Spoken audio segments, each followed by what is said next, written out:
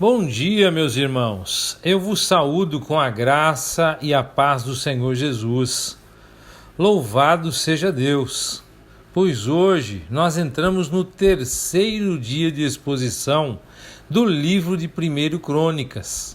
Por aqui, o professor Fábio Machado, e hoje estaria expondo dos capítulos 7 até o capítulo 9. Embora Judá e Benjamim, com Levi, dominassem o Israel pós-exílio, as outras tribos que antes compunham o Reino do Norte não ficaram sem representantes. Muitos fugiram para Judá com a queda de Samaria em 722 a.C., e outros retornaram ao seu lugar entre o povo de Deus durante o exílio babilônico, e retornaram com o restante sob a liderança de Zorobabel e de Esdras. As chamadas 10 tribos e suas genealogias eram uma questão de envolvimento pessoal para alguns dos contemporâneos de Esdras. No capítulo 7, dos versos 1 a 40, com base em Gênesis 46 e Números 26, aqui, no primeiro livro de Crônicas, capítulo 7, se esboça os significativos clãs das 6 tribos: Issacar, dos versos 1 a 5, Benjamim, versos 6 a 12, Naftali, verso 13, Manassés do oeste, ou seja, que a parte da meia tribo que ficava a oeste do Jordão, pois a outra meia parte ficava a leste, dos versos 14 a 19, Efraim, dos versos 20 a 29, e Azer, dos versos 30 a 40. O cronista não faz, portanto, menção nem de Dan e nem de Zebulon. Tem-se feito tentativas de responsabilizar por isso uma corrupção textual, mas pode ser que simplesmente essas tribos tivessem pouco significado na sociedade de Esdras. Nos versos 1 a 2 do capítulo 7, o total, nesse contexto, limitava-se aos filhos de Tola. Sem sombra de dúvida, havia milhares de outros membros da tribo de Issacar naquela época, descendentes dos seus 3 outros filhos. Nos versos 3 e 4, vai falar de 36 mil. Esta parece ter sido a prole de Uzi, o filho de Tola. Como o número é bem maior que os 22.600, isso deve dizer a respeito da população de algum tempo bem mais adiante. Talvez tenha sido pouco antes da época da queda de Samaria, em 722 a.C. Naquela época, Issacar teria tido seu maior contingente populacional. No verso 5, nós vemos que este foi o total de guerreiros de Issacar em determinada época, que deve referir-se também à população no seu auge, há algum tempo antes de 722 a.C. Dos versos 6 a 12, o cronista recontou as genealogias de Benjamim em detalhes, pois o rei Saul havia sido um benjaminita. Saul foi uma figura importante, mesmo tendo seu reinado terminado tragicamente.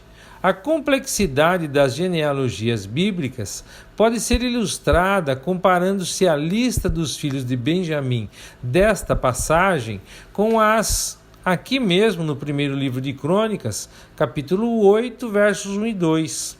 Gênesis 46, 21 e até mesmo Números, capítulo 26, versos 38 e 39. As discrepâncias, ou seja, as diferenças entre elas, se dão provavelmente porque se listavam descendentes segundo o seu grau de importância em épocas passadas, em seus respectivos contextos históricos. No verso 13, a brevidade incomum da genealogia deste versículo deve ser reflexo da minimização do tamanho e da importância de Naftali, a qual havia sido alvo de explorações assírias sob o comando de Tiglat-Pileser III. A área tribal de Naftali foi especificamente apontada como objeto das campanhas assírias. Vamos ver isso lá no segundo livro de Reis, capítulo 15, verso 29. Fala-se dos filhos de Bila. Tecnicamente, Naftali foi o filho de Bila, criada de Raquel. O fato de os filhos de Naftali serem chamados neste contexto de filhos de Bila denota a flexibilidade e a amplitude que a palavra filhos tinha e, por conseguinte, nas próprias genealogias. Na verdade, os filhos de Bila eram, na realidade, seus netos. No verso 14, Manassés foi o filho de José. A filha de Maquir se tornou a esposa de Esrom, neto de Judá, o que veio a unir as tribos de Manassés e Judá. Dos versos 15 a 19 do capítulo 7, se Upim e Supim deste versículo forem os mesmos que os do verso 12, a tribo de Manassés e a de Benjamim se uniram por meio do casamento de Maquir com Maaca. Zelofeade, aparentemente, era um neto de Gileade, segundo Números, capítulo 26, versos de 30 a 33. Este homem não teve filhos. Essa situação levou Moisés a anunciar a provisão de Deus para os direitos de herança de filhas em casos desta natureza. Dos versos 20 a 22, a genealogia de Efraim segue a de seu irmão Manassés. O nome Taate, assim como Sutela, ocorre duas vezes, ilustrando o costume de batizar filhos com o nome dos seus avós ou ancestrais de gerações ainda mais distantes. Quando se trata dos homens de Gate aqui, provavelmente foram os filisteus pré-conquista. Como a história envolve os filhos de Efraim especificamente, e não somente a tribo de Efraim, esta passagem mostra que a família de Jacó, antes do Êxodo, não havia perdido contato completamente com a terra de Canaã. Nos versos 23 a 24, Bet-Horon, a baixa e a alta. Tais localidades situavam-se em Efraim, perto da fronteira com Benjamim. Os versos de 25 a 27, o fato de ter havido 9 gerações entre Josué, o famoso sucessor de Moisés, e Efraim, reforça a ideia de que a história descrita nos versos 21 e 22 ocorreu antes do Êxodo. Nos versos 28 e 29 vai falar dos filhos de José. Essa passagem deixa claro que os versos 28 e 29 incluem as cidades de Efraim e Manassés. As de Bet-Sean, Meguido, Taanak e Dor localizavam-se em Manassés. Nos versos 30 a 39 aqui do capítulo 7, nós vamos ver a última genealogia tribal do primeiro livro de Crônicas, que foi a de Azer. Ela pode ser comparada com as genealogias de Azer em Gênesis, no capítulo 46, verso 17, e também em Números, capítulo 26, versos de 44 a 46. No verso 40 vai falar de 26 mil. Esse número de guerreiros completa esta genealogia nos tempos de Davi, como nós vamos ler lá no verso 2 aqui do capítulo 7. No capítulo 8 nós vamos ver falar dos descendentes de Benjamim. Essa seção constitui um acréscimo importante à parte lá do capítulo 7, dos versos 6 a 12, como também a Gênesis, capítulo 46, verso 21 e Números 26, do 38 a 40. Além da tribo de Benjamim ter produzido a família do rei Saul, que se distinguiu por muitas gerações, também quase igualou-se a Judá na sociedade judia pós-exílica. Nos versos 1 e 2 do capítulo 8, a razão desta segunda e bem mais detalhada genealogia de Benjamim foi o seu foco no clímax da genealogia do rei Saul. Nos versos 3 a 5 do capítulo 8, Adar se escreva arde, como se vê em Números, lá no capítulo 26, verso 40, e também em Gênesis, capítulo 46, verso 21. Comparando estas passagens, pode-se inferir que aquilo que aparece nesse contexto como filhos de Benjamim são, na verdade, netos ou até mesmo gerações ainda mais distantes. Dos versos 6 a 8, vai falar de um neto de Gediael, ou Asbel. Eude, aparentemente, era a pessoa que ligava Benjamim e Saul. Os filhos de Eude transportaram os benjaminitas de Geba para Manaate. Aquela era uma cidade benjaminita que fazia fronteira com Judá, aproximadamente 9,6 quilômetros ao nordeste de Jerusalém. Nos versos de 9 a 11, Messa foi um rei moabita, conhecido por todos. Tanto as escrituras quanto a pedra moabita comprovam tal fato. A referência nesse contexto a Messa como filho de Saarim e de Odes, uma esposa moabita, sugere que o ilustre rei moabita deve ter tido um pai benjaminita, mas não se pode ter certeza disso. No verso 12, Ono e Lode localizavam-se respectivamente a 19 quilômetros aproximadamente ao sudeste de Jope. Os filhos de Eupaal provavelmente reconstruíram essas antigas cidades. Dos versos 13 a 27, Aljalom e Gate foram duas localidades na planície ocidental de Israel. No verso 28, fala de estes que habitaram em Jerusalém. Isso significa que a última geração da genealogia que antecede esta passagem habitou em Jerusalém. Essa cidade não foi tomada por Davi até aproximadamente 1004 a.C. Logo, a linhagem de Benjamim foi traçada até pelo menos esta época. Além disso, o fato de Davi ter sucedido Saul não significa que todos os benjaminitas foram excluídos de Jerusalém, ou ainda do favor de Davi. Este foi cuidadoso, por exemplo, no auxílio aos sobreviventes de Jonatas, e deu a outros benjaminitas postos de responsabilidade em seu novo governo. No verso 29, uma comparação entre esta genealogia, dos versos 29 a 40, e do capítulo 9 aqui do primeiro livro de Crônicas, do verso 35 a 44, mostra que o pai de Gibeão foi Jeiel.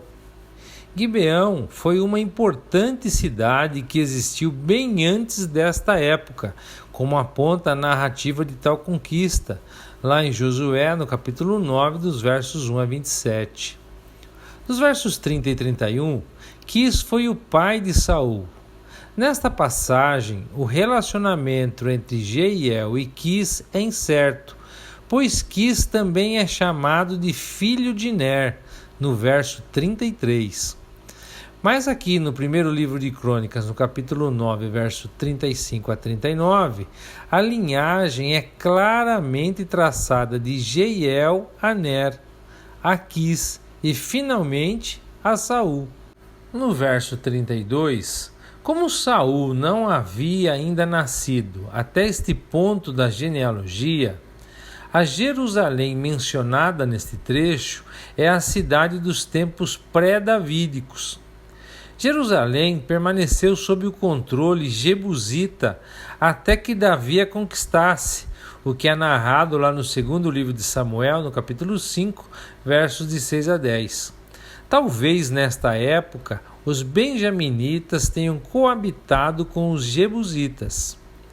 No verso 33, Ner, o quinto filho de Jeiel, lá no capítulo 9, verso 36, foi o avô de Saul, o primeiro rei de Israel, que reinou aproximadamente de 1050 a 1010 a.C., e pai de Abner, o comandante militar de Saul, e também seu tio.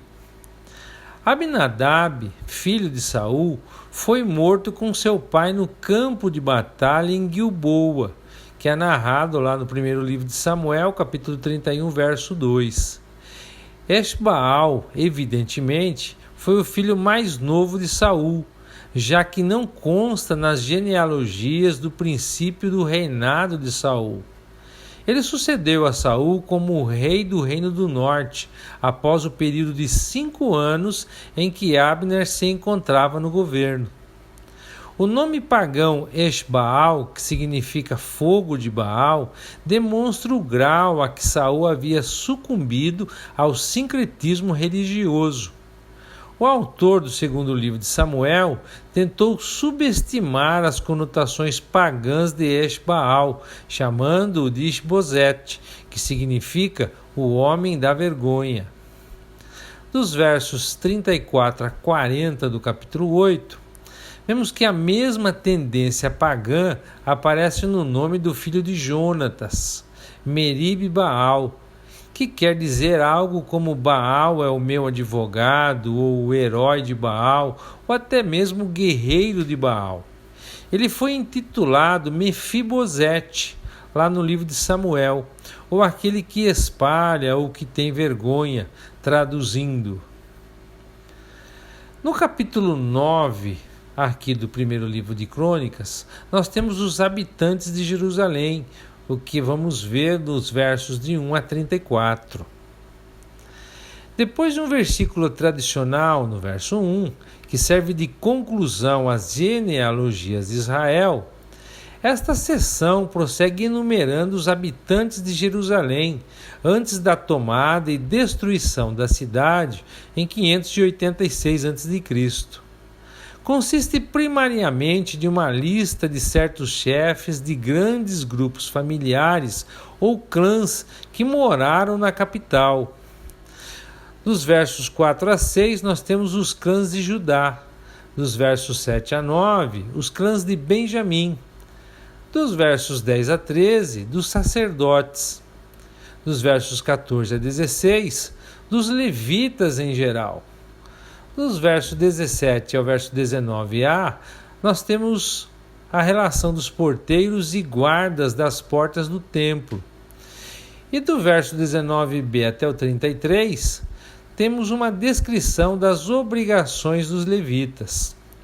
Um conhecimento desses elementos constitutivos da população de Jerusalém pré-exílica era de significado fundamental na subsequente campanha de Esdras para a restauração da teocracia legítima em Judá. No verso 1, o livro ou rolo mencionado nesse contexto não compõe os livros canônicos de Reis, pois estes não contêm genealogia alguma. A referência deve dizer respeito a fontes genealógicas compiladas e coletadas pelos escribas dos reis de Israel.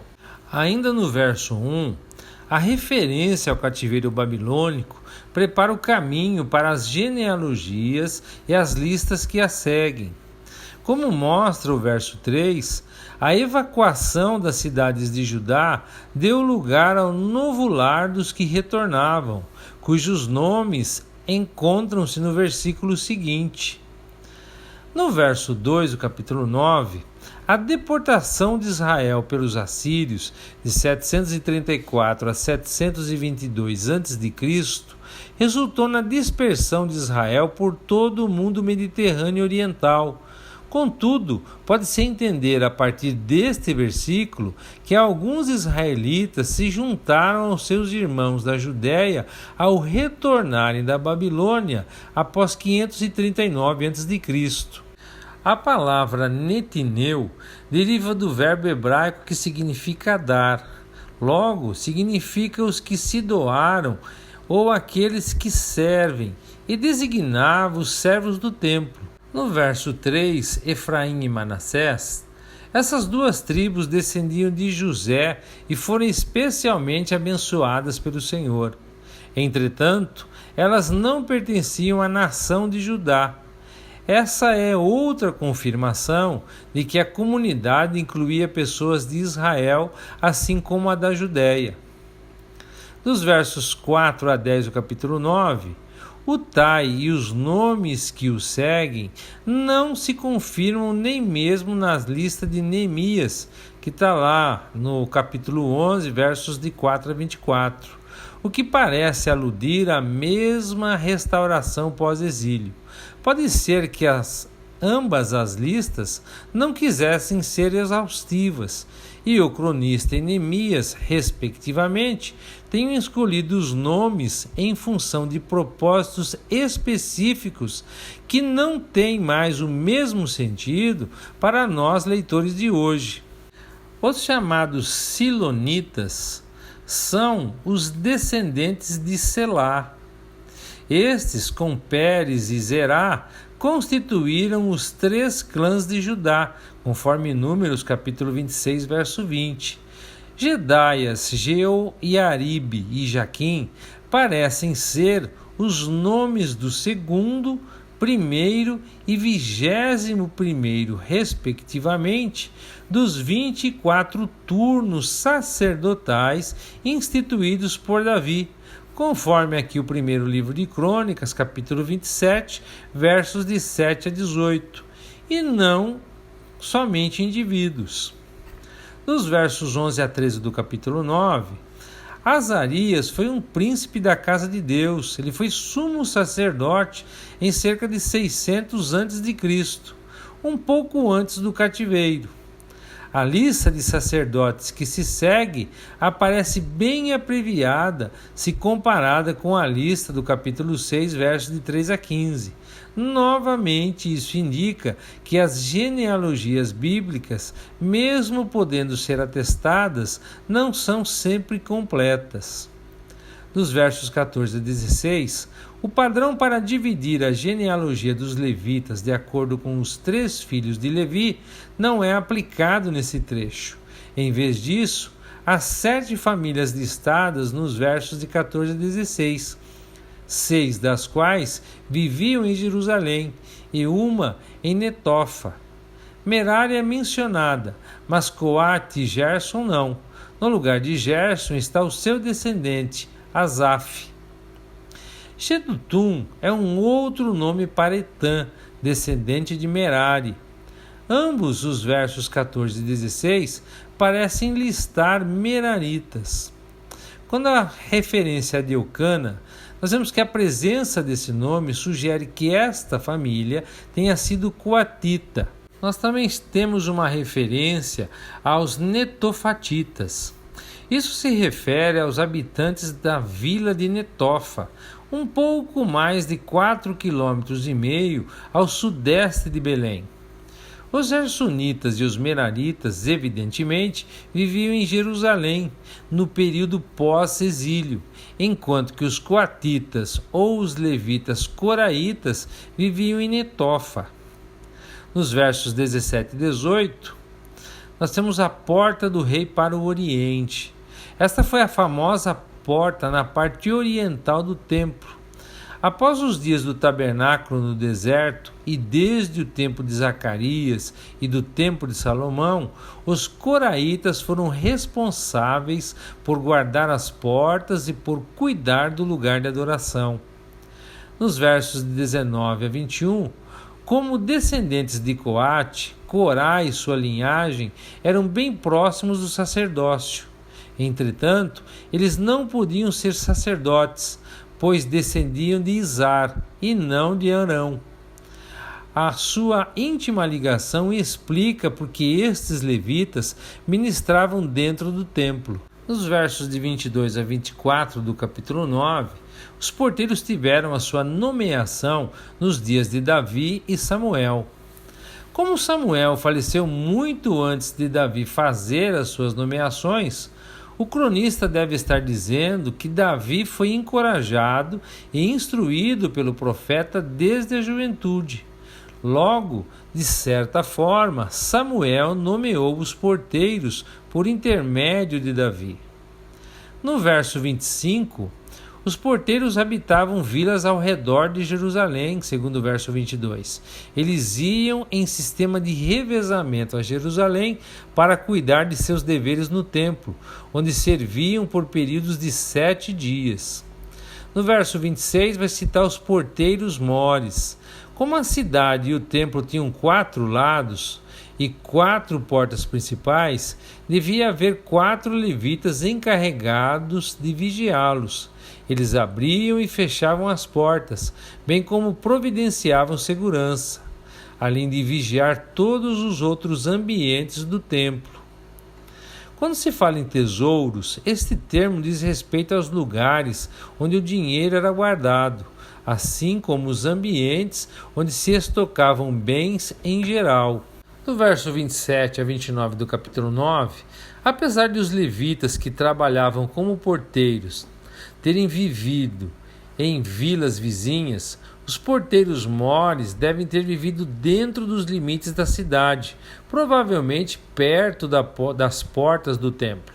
Eles precisavam estar próximos para supervisionar os negócios do templo, bem como para abrir e fechar as portas. Nos versos de 30 a 32 do capítulo 9, apesar dos levitas serem capazes de lidar com os utensílios do ministério, a mobília e até mesmo os materiais que seriam ofertados, como farinha, vinho, incenso e especiarias, eles não podiam confeccionar as especiarias. Somente os sacerdotes tinham permissão para isso. Nos versos de 33 a 34, os cantores, assim como os porteiros mores, residiam em Jerusalém para estar constantemente disponíveis para supervisionar o ministério dos músicos no templo. Eles habitaram em Jerusalém. E, na verdade, a política era que os líderes das várias classes levíticas residissem na capital. Nos versos de 35 a 37 do capítulo 9, Nera aqui é tido como Zequer. Nos versos de 38 a 44 do capítulo 9, nós vemos que o interesse que o cronista tem na genealogia de Jonatas é provavelmente oriundo da íntima amizade de Jonatas com Davi, e que serve como introdução ao registro do fim do reinado de Saul, como segue aí no capítulo 10, que nós veremos amanhã. E assim, amados, nós concluímos a exposição de hoje. Eu gostaria de considerar com os irmãos a história dos netineus. Acredita-se que os netineus tenham sido escravizados durante o Êxodo, podendo ser os medianitas ou na conquista de Canaã, os gibeonitas, para servirem na congregação aos sacerdotes e aos levitas. A outra origem deste grupo de servos é uma oferta do rei Davi ao templo, que mais tarde seu filho Salomão edificou. Tão certas são as tarefas dos netineus que algumas traduções lhes chamam de servidores do templo ou servos do templo. O cronista Esdras registra que estes servos retornaram do exílio babilônico juntamente com os sacerdotes, os levitas, os cantores e os porteiros. Neste tempo de retorno dos exilados a Jerusalém, existiram famílias que não comprovaram a sua descendência e foram impedidas de participar da reconstrução da cidade. Os netineus, apesar de não serem descendentes de Israel, comprovaram a sua linhagem e a sua importância na história do povo de Deus. Neemias registra que eles ajudaram na reconstrução dos muros de Jerusalém. Mas, enfim, o drama dos netineus não é o seu passado. Afinal, se não fosse a graça de Deus, eles teriam sido mortos em qualquer tempo. A tristeza daqueles servos foi encontrar no regresso do exílio o templo de Salomão em ruínas. Enquanto os netineus podem representar o baixo clero de Israel, mas do ponto de vista teológico, eles são a melhor expressão do Antigo Testamento de submissão, de serviço a Deus. Afinal, os netineus serviam aqueles que ministravam no templo. Para todos os judeus, o templo era lugar de adoração e celebrações. Mas para os netineus era uma questão de identidade, era uma questão de trabalho, de pertencimento à sociedade israelita e ao povo escolhido. Ainda que não sejam protagonistas da narrativa bíblica, certo é que a história dos netineus continuou. Mas a verdade é que Deus, da mesma forma dos netineus, nos chamou para servir, e servir aos outros como se estivéssemos servindo ao próprio Deus, com todo zelo e dedicação. Infelizmente, para a maioria dos cristãos, o princípio que diz que quem desejar ser grande, que seja servo de todos, não tem alcançado guarida no coração dos crentes. Que o Espírito Santo conscientize a igreja desse princípio ensinado e vivido por Jesus. Sempre haverá lugar e futuro para aqueles que existem para servir. Que o Eterno os abençoe e até amanhã, se Deus quiser.